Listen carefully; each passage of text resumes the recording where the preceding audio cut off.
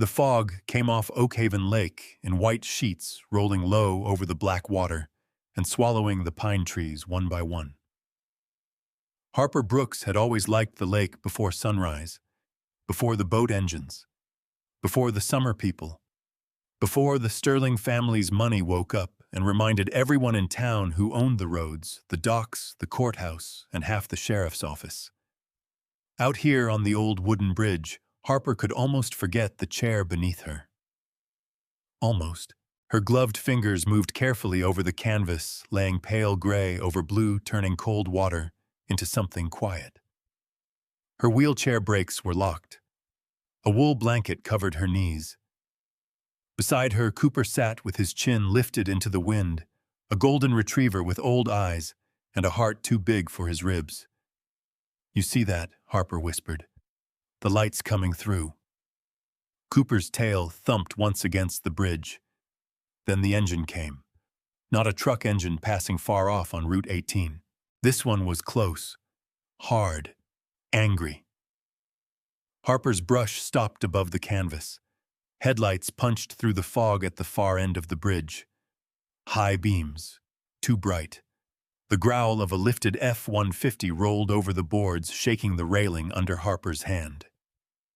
Cooper stood. The truck burst out of the mist like a steel animal, matte black. Armor plates bolted over the doors. Mud tires. A Sterling Ranch decal across the windshield. Beer cans clattered in the bed. Country music blasted so loud the speakers cracked. Harper's stomach dropped. "No," she breathed. The truck swerved.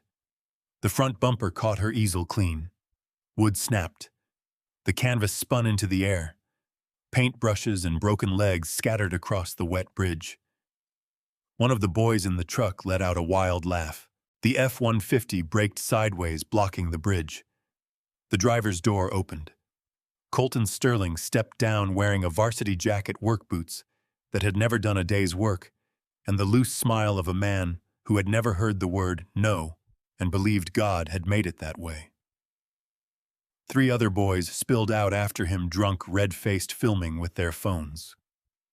"Well, hell," Colton said, looking at the wrecked painting. "Did we interrupt art class?" Harper's hands shook against her wheels. "You destroyed my painting." Colton looked back at his friends. "She says I destroyed her painting." They laughed. Cooper moved in front of Harper's chair, teeth showing now. Not attacking. Warning. Good dog, Harper thought. "Please, Cooper, stay." Colton noticed the dog, and his smile flattened. "That mutt growling at me. He's scared," Harper said. Her voice cracked. "Just leave us alone." But Colton was already walking closer. The bridge seemed to shrink around her. Wet boards, railings, fog. Nowhere to roll, nowhere to run. Her chair felt suddenly too heavy, too loud, too visible. One of Colton's friends grabbed the broken easel leg and tossed it into the lake. Another crouched near Harper's wheel. "What are you doing?" Harper snapped. He pulled a chain from the truck bed. Cold panic climbed into her throat. "No, don't." The boy looped the chain through the spokes of her wheelchair and around the bridge railing. Metal scraped metal. A padlock clicked shut. Harper lunged forward, grabbing at his sleeve, but he shoved her hand away like she was nothing. "Stop it!" she screamed. "Please!" Cooper barked once, sharp and furious, and jumped between them. Colton picked up a tire iron from the truck. Harper saw it in his hand. Her whole body went cold. Colton, one of the boys said, still filming, "Come on, man." But he was smiling again. Cooper charged. Not to kill, not to hurt, just to get the iron away from Harper. Colton swung. The sound was dull and sickening. Cooper yelped and hit the boards. Harper's scream tore out of her so hard it felt like it ripped something loose inside her chest. "No, Cooper." The dog tried to get up. Colton hit him again. Harper clawed at the chain until her gloves tore. Her wheels jerked uselessly against the railing. The bridge rattled beneath her. She screamed until her throat burned raw. Stop, he's not hurting you. Stop, Cooper dragged himself back toward her anyway. That was the thing that broke her. Not the truck, not the painting, not the chain. It was Cooper hurt and shaking, still trying to put his body between her and the men who had come to ruin the only peaceful hour she had left in the world. Colton's friends were laughing now, but there was a nervous edge under it. "Bro, this is going viral," one of them said, phone held high. Harper looked at the little black camera lens pointed at her grief. 4 boys recording her locked to a bridge while her dog whimpered at her feet. Rich boys. Protected boys. Sterling boys. The kind nobody in Oakhaven touched. Across the lake, the scream reached the trees. It crossed the frozen water and climbed the ridge to a cabin with no lights on. Inside, Elias Thorne hit the floor before he was awake. His breath came in hard bursts.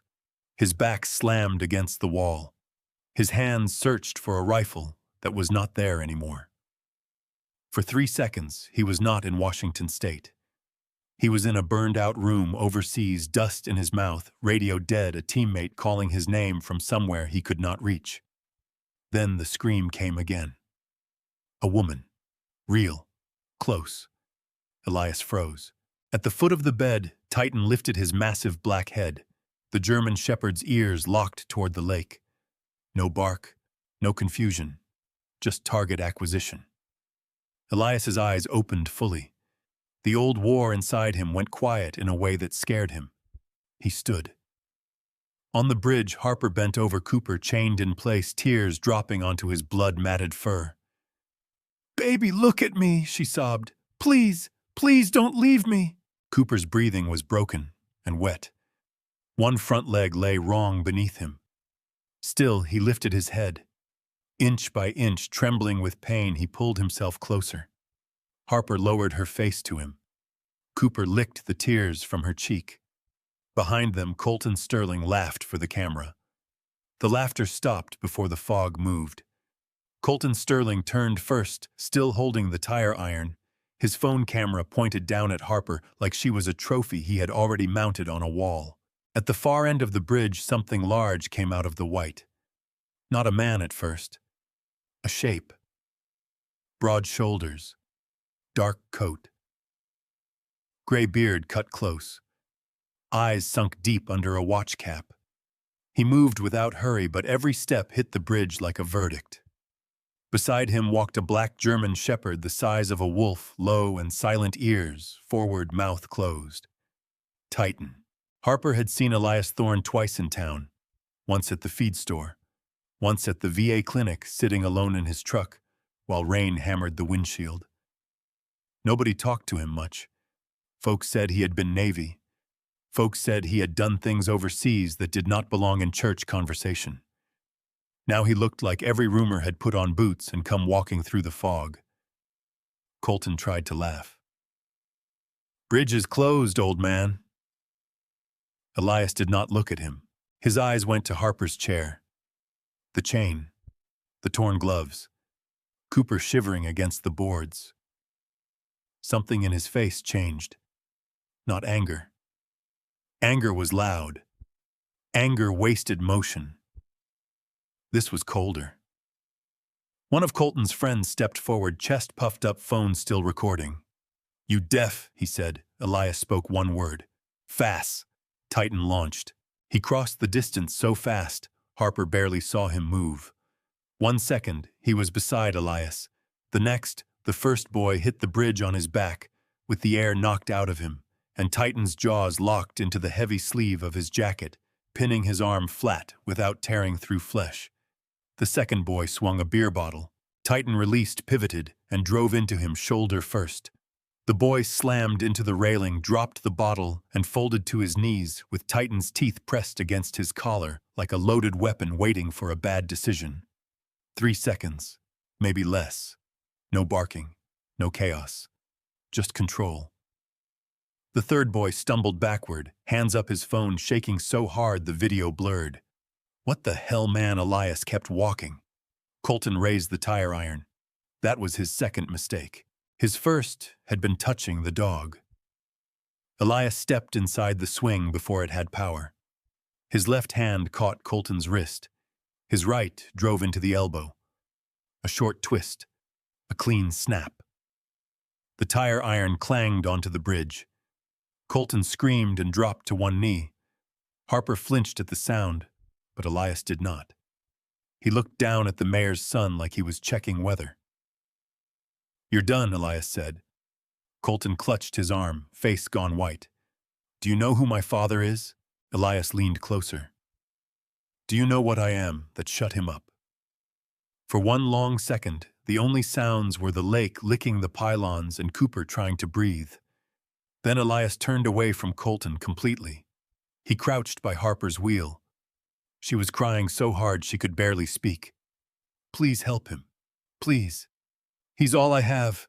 Elias pulled a black folding knife from his belt. The blade clicked open clean and simple.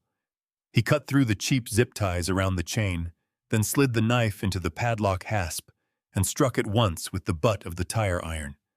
The lock popped loose. Harper's chair rolled free. She reached for Cooper, but her hands were shaking too badly to lift him. Elias took off his coat and laid it on the boards. Slowly, with a gentleness that did not match the rest of him, he slid both arms under Cooper's body. Cooper whimpered. Elias froze, jaw tight. "Easy, buddy," he whispered. "I got you." Titan stood over the two boys on the ground, holding them there with his body and his stare. Not hurting them, teaching them gravity. Colton tried to crawl toward the truck. Elias looked over his shoulder. The mayor's son stopped moving. There was something in that look no drunk rich kid could bargain with. No campaign donor could smooth over. No sheriff could bury in a report. Colton's face crumpled.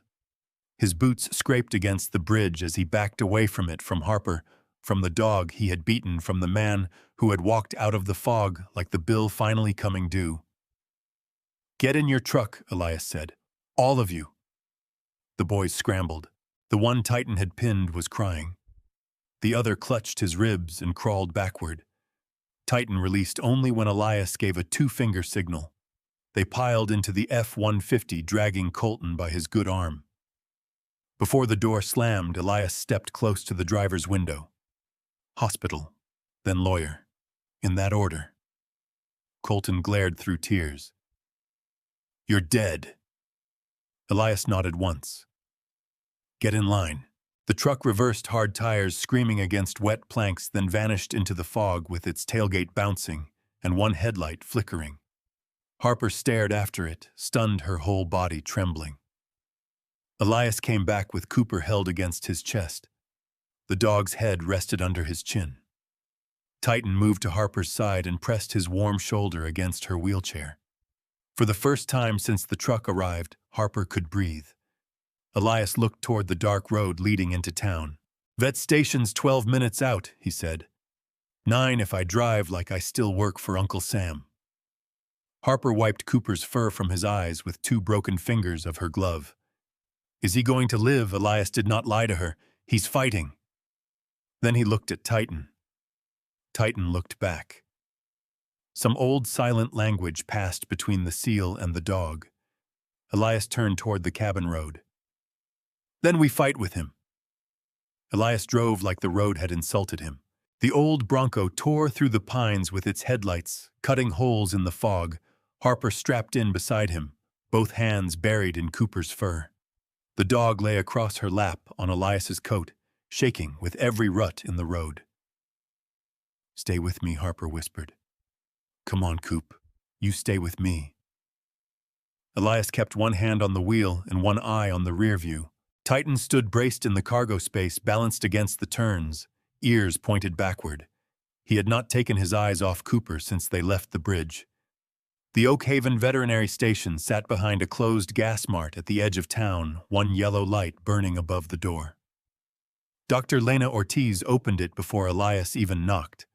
She was small, 50-something, hair thrown into a clip, eyes still sharp from 20 years of seeing what people did to animals when nobody decent was watching. She took one look at Cooper. "Table 2. Now." Elias carried him in. For the next 40 minutes, the world became fluorescent lights, clipped orders, gauze IV tubing, Harper's broken prayers, and the low, steady rumble of Titan pacing the tile. Cooper did not give up. Even when Dr. Ortiz set his leg, even when she cleaned the worst of the damage, even when his breathing went thin and frightening. Harper sat in her wheelchair beside the table and kept her palm against his ear. Elias stayed near the back wall. He wanted to help. He wanted to be useful. But the smell of antiseptic had a way of changing shape. One blink and the vet station became a field aid room. White light, a radio screaming for a medevac, a man named Ruiz pressing both hands to his side and saying, "Don't let me die here, Chief." Elias dug his nails into his palm until pain pulled him halfway back. Then red and blue lights rolled across the windows. Not ambulance lights. Sheriff lights. 3 cruisers boxed in the parking lot. Dr. Ortiz looked up from Cooper's chart. No. The front door opened without a knock. Sheriff Dale Brody walked in with 4 deputies behind him. Big man, clean uniform, campaign smile, eyes like cold dishwater. Everyone in Oakhaven knew Brody belonged to Mayor Sterling. Not officially, never officially. That was how rot worked in small towns. It shook your hand at church and signed warrants on Monday. Brody removed his hat and looked at Harper. "Miss Brooks." "Rough night." Harper's face went pale. "Your deputies should be looking for Colton." Brody made a tired sound. "Colton Sterling is at County General with a broken arm and multiple dog-related injuries." "That's a lie," Harper said. "Cooper never bit him." Brody's eyes slid to Cooper on the table. "Animal attacks are serious business." Dr. Ortiz stepped in front of Cooper. "That dog is the victim." Brody ignored her. He held out a folder. "Here's how this plays. You sign a statement saying your dog became aggressive, Mr. Sterling's son attempted to defend himself, and Mr. Thorne escalated the situation." Elias said nothing. Harper stared at the folder like it was a snake. And Brody continued, "You agree not to press charges. In return, the mayor's office won't pursue criminal complaints." Harper's voice dropped. "Criminal complaints against who?" Brody leaned in. "You." The room went dead quiet. "You had an unsecured animal in a public area. That animal attacked a citizen. Then your friend here committed assault with a trained military dog." Titan stopped pacing. Brody noticed. His hand drifted near his holster. Elias saw it.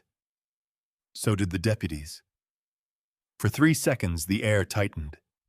Then Brody smiled again and pulled a second paper from the folder. "There's also the land issue." Harper's eyes sharpened through the tears. "What land issue?" "Your strip of lakefront by the East Bridge. Dangerous access point. Public nuisance. Mayor's office has been trying to acquire it for redevelopment. You sign it over, this whole mess gets quiet." Harper looked sick. "My father built that dock. Your father's dead." The words hit harder than a slap. Harper's mouth opened, but nothing came out. Brody set the papers on the counter. "If you refuse, I'll take you in tonight. Cooper becomes evidence in an animal attack. Evidence animals don't always come home. Sometimes the county decides they're too dangerous." Dr. Ortiz's voice shook with fury. "Get out of my clinic." Brody looked at her for the first time. "Careful, Doc. Your license comes through the county." Elias heard the radio again. Not Brody's. His own. Ruiz screaming. Static. Sand popping against armor. A door he had not cleared in time. A promise he had failed to keep. His chest locked. The walls bent inward.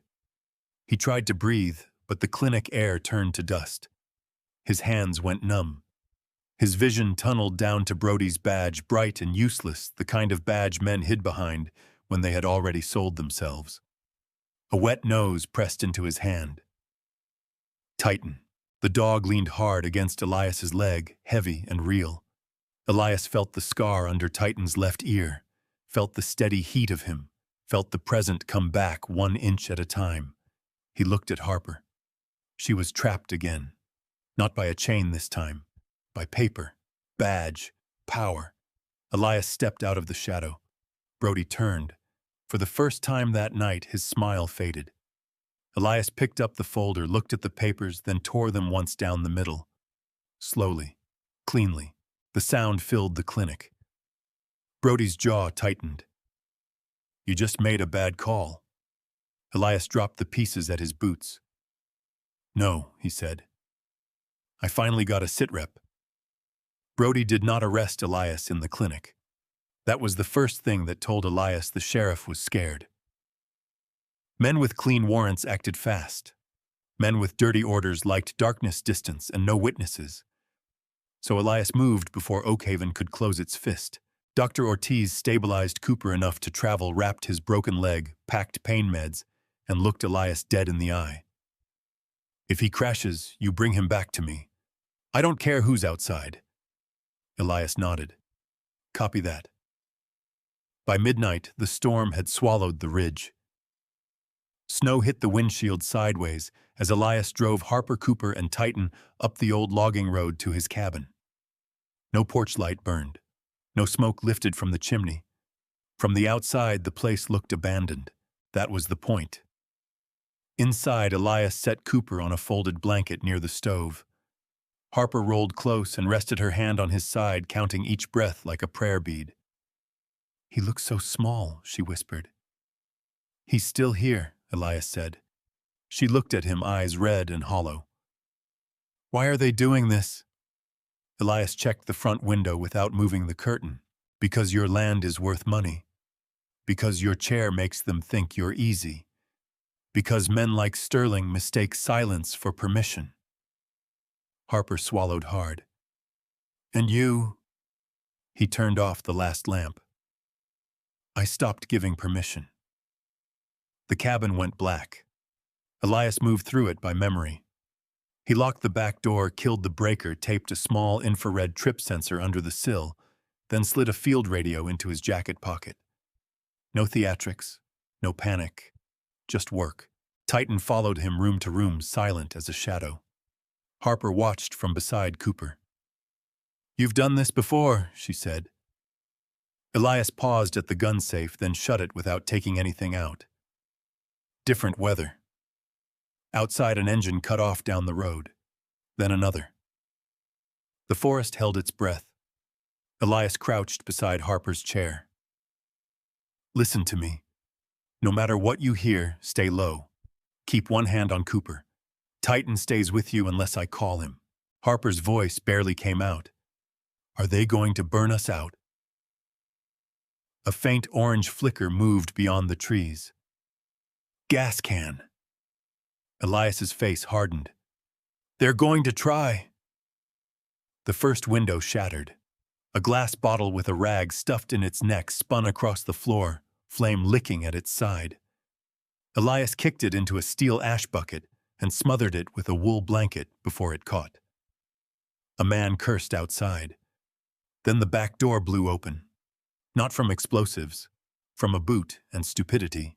The first attacker charged in with a shotgun held too high. Elias stepped from behind the door, drove the man's wrist into the frame, stripped the weapon, and sent him face first onto the floorboards. The second came through the window. Titan hit him in the chest. The man crashed backward over the sill and landed in the snow, with Titan standing over him, teeth bared inches from his throat. Elias moved to the kitchen as another shot cracked through the wall. Splinters burst from a cabinet. Harper flinched, but did not scream. Cooper lifted his head. "Stay," Harper whispered, shaking. "Please, baby, stay." The cabin filled with smoke from the dead fire bottle. Red dots from Elias's sensors blinked near the floor, mapping movement outside. 3 shapes. West side. 1 at the truck. 1 by the porch. 1 circling toward Harper's window. Colton. Even hurt, even terrified, the mayor's son, had come back with Daddy's cleanup crew. Elias heard his voice through the storm. "Light it up," the sheriff pulled the patrols. "Nobody's coming." Harper's eyes snapped to Elias. Now they both knew. Brody had cleared the board. A shadow rose behind Harper's window. The barrel came first. Elias turned. Too far. The gun fired. Titan moved before Elias could shout. The shepherd launched across the room, a black blur against the stove glow, and slammed into Harper's wheelchair hard enough to knock it sideways. The blast took Titan in the ribs instead. He hit the floor with a sound Elias would hear for the rest of his life. No Harper screamed. Titan tried to stand. His legs slipped. A dark stain spread beneath him. The shooter climbed through the broken window, shaking, trying to chamber another round. Titan rose. Not fully. Not cleanly. But enough. He lunged and clamped onto the shooter's wrist, dragging him down. The gun skidded away across the floor. The man screamed and punched at Titan's head, but the dog would not release. Elias crossed the room in 2 strides and drove the attacker into the wall with his shoulder. The man dropped. Titan still held on. "Titan," Elias said, voice breaking. "Os!" The dog's jaw loosened. He collapsed beside Harper's chair.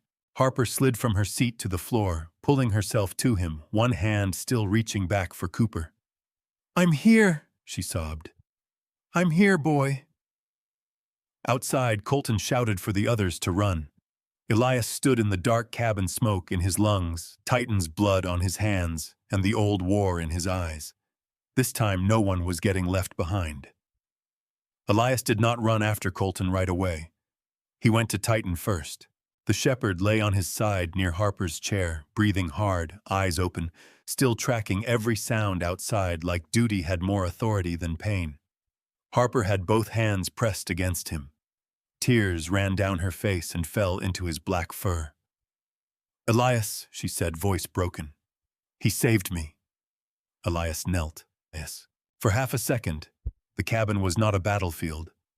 It was just an old man and his dog on a cold floor, with the storm punching the walls and every bad memory in his skull screaming that he was too late again.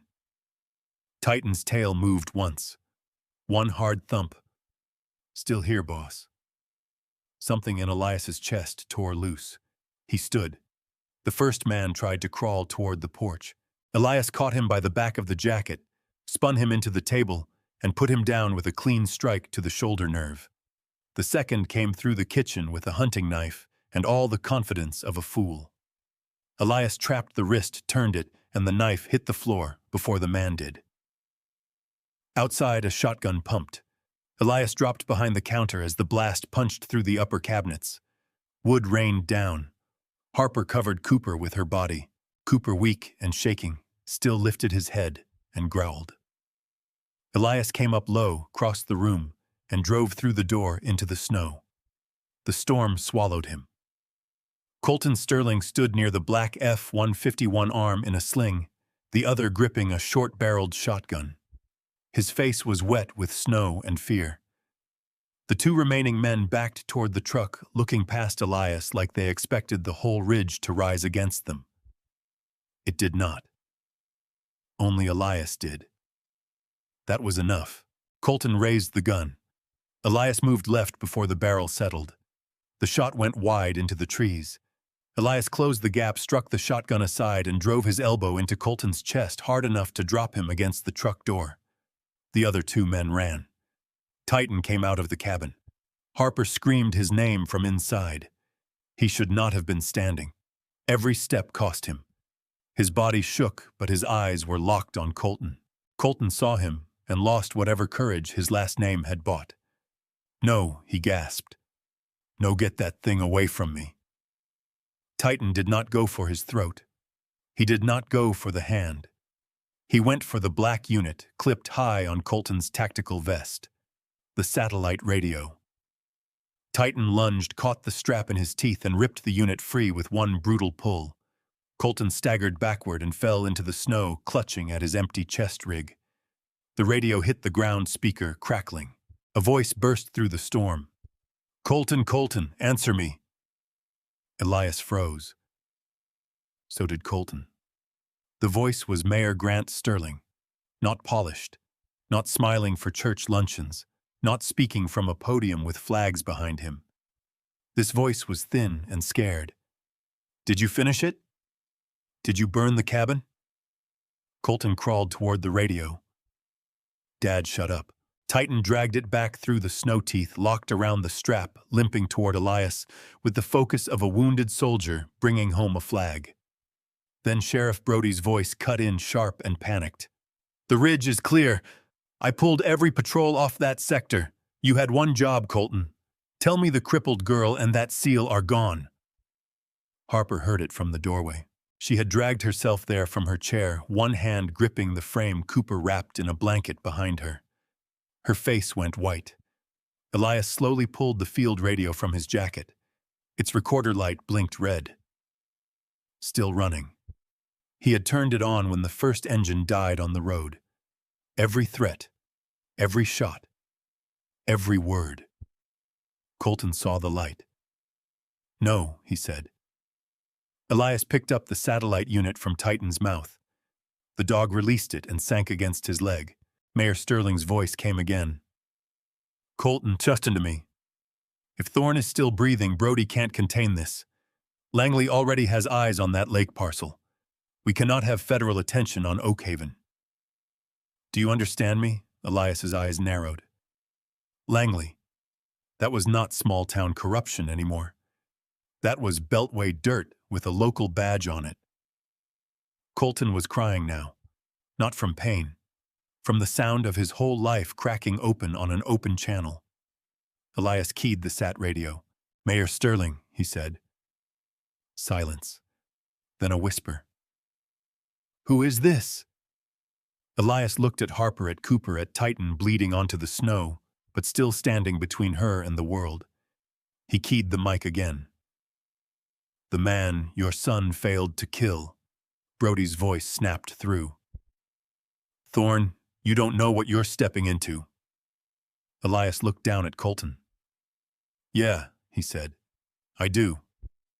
He clipped the satellite unit to his belt, lifted Titan carefully in both arms, and turned back toward the cabin. Behind him, Colton Sterling stayed on his knees in the snow, staring at the red recorder light, like it was the judgment he never believed would come. Elias did not sleep. There was no room for it. Dr. Ortiz came up the ridge before first light chains on her tire's medical bag, riding shotgun face hard as fence wire. She worked on Titan on Elias's kitchen table while Cooper lay wrapped near the stove, Harper whispering to both dogs, like her voice alone could keep them tied to the world. Elias stood by the radio desk with the satellite unit, his field recorder, and a battered laptop with Navy stickers peeling off the lid. He made 3 calls. The first went to a number no town sheriff could touch. The second went to Seattle. The third used an authentication code he had not spoken in 11 years. When the voice asked for his sitrep, Elias gave it clean. Names, times, the bridge, the clinic, the cabin. Brody clearing patrols, Mayor Sterling on open comms, a mention of Langley, and a lake parcel that suddenly smelled like a classified land grab wrapped in local corruption. Then he uploaded the audio. No speeches, no begging, just evidence. By 6:17 a.m., Oakhaven woke to helicopters. Not news choppers, not county air support. Black federal birds came in low over the lake, blowing fog off the water. Then came the armored SUVs nose to tail rolling into Main Street, with blue lights flashing silent under the snow. People stepped out of the diner with coffee cups in their hands. Sheriff Brody was on the courthouse steps trying to look offended when 2 FBI agents in dark jackets walked straight through his deputies like they were traffic cones. Dale Brody, the lead agent, said, "You're under arrest." Brody laughed once. It died in his throat when he saw the warrant. "You can't do this." The agent took his service weapon, then his badge. "That's the nice thing about federal jurisdiction, Sheriff. We don't need your permission." Across the square, Mayor Grant Sterling came out of City Hall in a wool overcoat, hair combed, flag pins shining, already wearing his public face. He made it 3 steps. Another team met him at the curb. Phones came up in windows. The same town that had looked away for years now watched the Sterlings learn what steel cuffs sounded like. Colton was brought in last, from County General Arm, strapped face gray. He saw his father in cuffs. Then he saw Brody in cuffs. That was when he understood the family name had finally run out of road. Harper watched from Dr. Ortiz's passenger seat at the edge of the square. Elias had driven them down because she asked to see it with her own eyes. Not revenge. Proof. The lead FBI agent approached her gently. "Miss Brooks, we'll need your statement when you're ready." Harper looked at the courthouse, then at the bridge beyond town where the fog was lifting. "I'm ready now." Her voice did not shake. Elias stood beside the truck with Titan's blood still dried on his sleeve and Cooper's blanket over one arm. The agent glanced at him. "Chief Thorne retired, not according to half the people who answered the phone this morning." Elias gave him nothing. The agent lowered his voice. "That audio stopped something ugly. The lake parcel was tied to a shell company, foreign money, and a restricted communications relay. We're still pulling threads." Elias looked toward Mayor Sterling, being guided into an SUV. "Pull hard. We intend to." By noon, the town had changed shape. The Sterling trucks were gone from the square. Dirty deputies were relieved of duty. The county animal seizure order against Cooper vanished. Harper's land deed was placed under federal protection before the ink on Brody's booking papers was dry. But none of that mattered until Dr. Ortiz opened the clinic door that afternoon. Elias and Harper were waiting in the hall. The vet's eyes were tired. Then she smiled. Titan made it through surgery. Elias put one hand against the wall. Harper covered her mouth. "And Cooper," she whispered. "He's stubborn," Dr. Ortiz said, "which is my favorite kind of patient." Harper began to cry, but this time it did not sound like breaking. Inside, the two dogs lay on thick blankets near a small electric heater. Titan's side was wrapped. Cooper's leg was set. They looked worn down, shaved in places, stitched in places, but alive. Titan lifted his head when Elias entered. Cooper's tail tapped weakly when Harper rolled close. Elias lowered himself into a chair between them, one hand on each dog. For a while, nobody spoke. Snow fell against the window without anger now. 2 weeks later, the sun finally returned to Oakhaven Lake. Elias pushed Harper's wheelchair onto the cabin porch. Cooper slept beside the stove behind them. Titan limped out and settled at Elias's boot, wearing his bandage like another campaign ribbon. Harper set a fresh canvas on her lap. The lake shined gold. Elias looked at it and felt no radio static, no burning room, no voice begging from beyond reach. Just a woman painting, 2 dogs breathing, a morning worth staying alive for. Harper glanced back. "You smiling?" Chief Elias touched Titan's head. "Don't spread it around." But he was. For the first time in years, Elias Thorne